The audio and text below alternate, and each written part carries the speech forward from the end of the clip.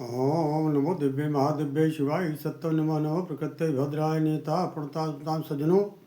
आप देख रहे हैं हमारे अनंत पत्र न्यूज चैनल पर श्री मत्स्य महापुराण की कथा। आज का प्रसंग है नारद।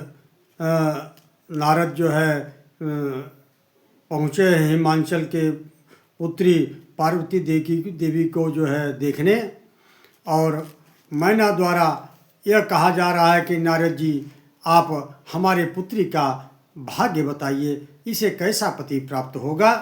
इसी प्रसंग में आगे हम बढ़ते हैं। माता मैना ने कौतूहलवश कन्या के सौभाग्य सूचक शरीर लक्षणों की जानकारी प्राप्त करने के लिए अनुरोध किया नारद जी से।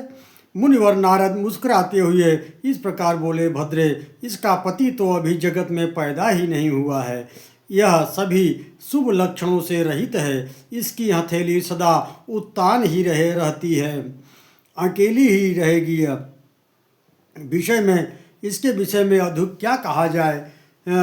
यह सुनकर पर्वतराज हिमांचल व्याकुल हो गए और हिमवान बोले जो है, कहा, देवर्षि, इस संसार में गति दुर्वेग्य है।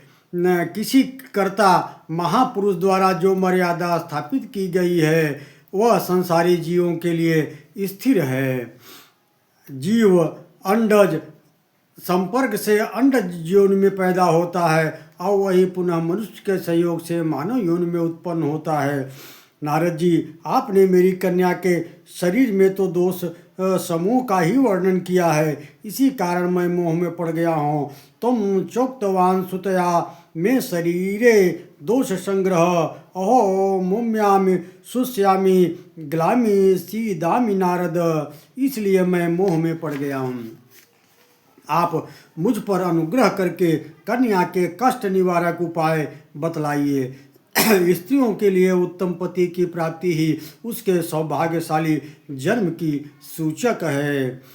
देवर्षि, आपने कहा है कि मेरी पुत्री का पति पैदा ही नहीं हुआ है। हे मुनि शार्दूल, आप सत्यवादी हैं, इसी कारण आपकी बात सुनकर मैं मोहित हो रहा हूँ और मेरा हृदय फटा सा जा रहा है। हिमांचल उस महान दुख की कल्पना से विरत हो गए। शैलराज के बातें सुनकर देव पूजित नारद जी मुस्कुराते हुए इस प्रकार बोले, नारद उवाच, हर्षस्थाने महति त्वया दुखम निरूपत्ये अपि रति छिन्न वाक्यार्थे मोहम यासि महागिरे। गिरिराज, आप तो हर्ष का अवसर उपस्थित होने पर भी दुख की गाथा गा रहे हैं और मेरे अस्पष्ट वाक्य के अर्थ को समझे बिना मोह के प्राप्त हो रहे हैं। शैलराज, हिमांचल, मैंने जो कहा है कि इस देवी का पति उत्पन्न ही नहीं हुआ है, इसका अभिप्राय है कि जो भूत भविष्य वर्तमान अविनाशी परमेश्वर है वे महादेव उत्पन्न ही नहीं हुए हैं, अर्थात वे अनादि हैं, उनका जन्म नहीं होता है।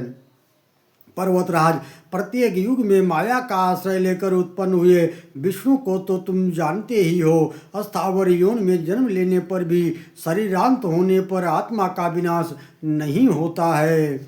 मृत्यु को प्राप्त हुए प्राणी का शरीर मात्र नष्ट होता है, आत्मा का नाश नहीं होता है। किंतु महादेव वे वृद्धावस्था से रहित सबको उत्पन्न करने वाले हैं, किंतु स्वयं किसी से उत्पन्न नहीं होते। वे ही निर्दोष जगदीश्वर शंकर इस कन्या के पति होंगे। महादेवोचलः श्राणूर्न जातो जनको भविष्यत् पति सो स्यात् जगन्नाथो निरामय। पर्वतराज, शरीर के अवयवों में अंकित लक्षण दैविक चिन्ह होता है, वह सभी के आयु, धन और सौभाग्य के परिणाम को प्रकट करने वाला होता है। हिमांचल, मैंने जो इसकी सदा उत्तान कर्ता का कथन किया था उसका तात्पर्य है कि इस देवी का वह वरदायक हाथ सदा उत्तान ही रहेगा, यह जिससे यह सुर असुर मुनि समूह के लिए वरदायिनी सिद्ध होगी। पर्वत श्रेष्ठ, मैंने जो ऐसा कहा था कि इसके चरण अपनी छाया में रहने के कारण दोषी हैं, इसके कमल सदृश चरण स्वच्छ उज्ज्वल नखों से सुशोभित है। जब वे नमस्कार करने वाले सुरों एवं असुरों के किरीटों में जुड़ी हुई मणियों की विचित्र वर्ण की कांति से सुभाषित होंगे, तब अपनी छाया से प्रतिबिंबित कहलाएंगे। हे महीधर, आपकी यह कन्या जगत गुरु वृषभध्वज शंकर जी की भार्या, लोक धर्म की जननी, प्राणियों को उत्पन्न करने वाली, कल्याण स्वरूपा और अग्नि के समान कांतिमयी है। जननी लोक धर्मस्य संभूता भूत भाविनी सेवेयम पावनायैव तत्क्षेत्रे पावक दुति। यह तुम्हारे क्षेत्र में तुम्हें पावन करने के लिए प्रकट हुई है, इसलिए श्रेष्ठ पर्वतराज यह शीघ्र से शीघ्र एक पिनाकधारी शंकर जी के साथ संयुक्त हो जाए। तुम्हें विधि पूर्वक वैसा ही विधान करना चाहिए। हिमांचल, इससे देवताओं का अत्यंत महान कार्य सिद्ध हो जाएगा। सूत उवाच, सूत जी कहते हैं, ऋषियों, नारद जी के मुख से ये सारी बातें सुनकर मैना के प्राणपति शैलराज अपने को पुनः उत्पन्न हुआ सा अनुभव करने लगे। तत्पश्चात हर्ष से फूले हुए हिमांचल भी उत्कृष्ट बुद्धि संपन्न देवाधिदेव वृषभध्वज नारद जी को नमस्कार करके नारद जी से बोले।